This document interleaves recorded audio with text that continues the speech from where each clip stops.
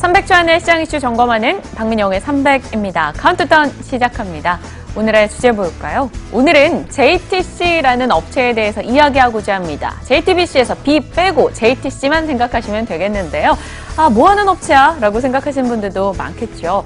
한국의 문을 두드리는, 6년 만에 한국의 문을 두드리는 일본 기업입니다.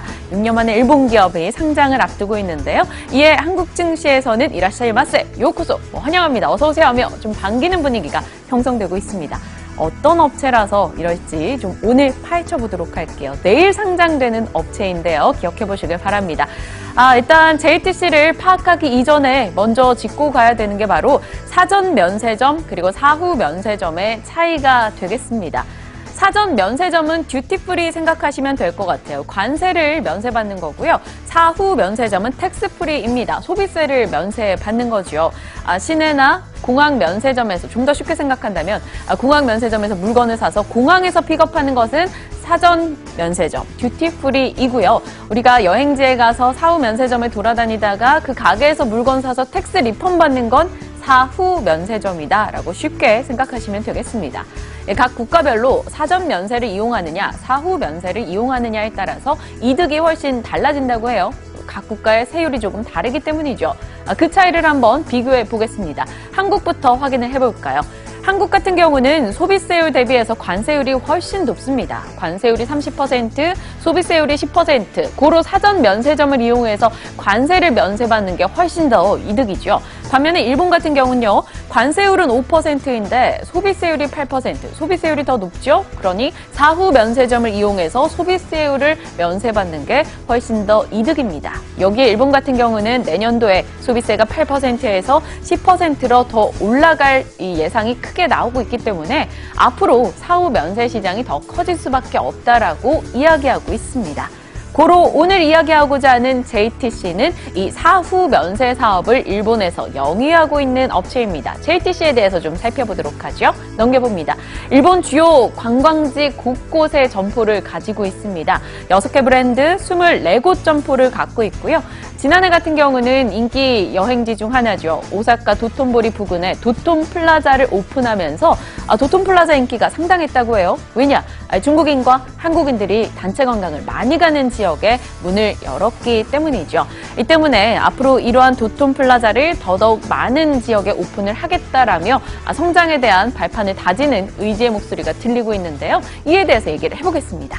JTC가 성장을 하려면 가장 중요한 건 뭘까요? 필수 불가결, 바로 관광객이 늘어야겠죠. 생각보다 일본에 관광 가는 이들이 더 많습니다. 2013년도에 일본에 갔던 여행객은 1,000만 명 정도였는데 올해는 3천만 명까지 돌파할 것으로 시장은 예상합니다. 나름 꾸준하게 증가세를 나타내고 있죠. 바로 2015년도 메르스 그리고 그 지난해 대비해서 한한령 이슈가 계속 나오면서 이 중국인 관광객들이 한국 대신해서 일본을 방문하는 사례가 늘고 있다는 건데요. 조금 더 구체화된 통계 자료를 한번 넘겨보죠. 바로 이 한국의 대학교와 그리고 중국의 이 국가 공무원 측에서 함께 이 작업을 해서 통계 자료를 내놨는데 중국인이 가고 싶은 여행지 1위가 일본이었습니다. 40.2% 답변을 차지했고요.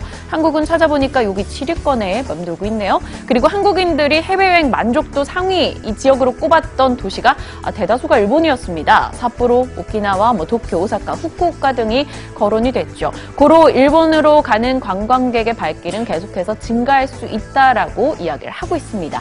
그런데 이 관광객이 단순 많이 간다라고 돈을 벌까요? 그건 아니겠죠. 관광객들이 그 지역에서 많은 소비를 해야지만 더 돈을 벌 수가 있겠습니다.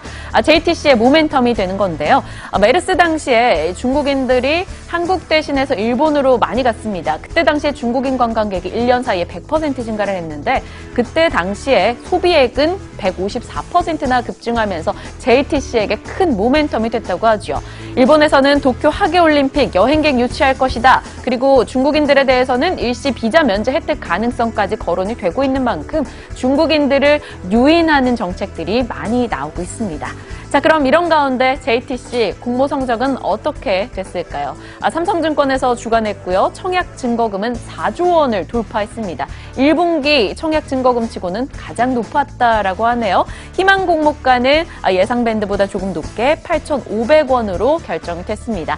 현재 JTC는 이 860여 개 여행사 중 770개와 함께 제휴를 맺고 성장성을 입증받고 있는데요. 앞으로의 흐름 지켜보죠. 카운트다운 종료합니다.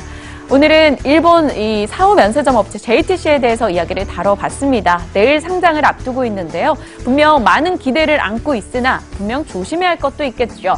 바로 일본과 한국, 중국의 외교 관계에 따라서 아무래도 영향을 받아가는 섹터이다 보니까 각 이슈 점검하시면서 대응하시는 거 필요할 것 같습니다. 지금까지 박민영의 300이었습니다.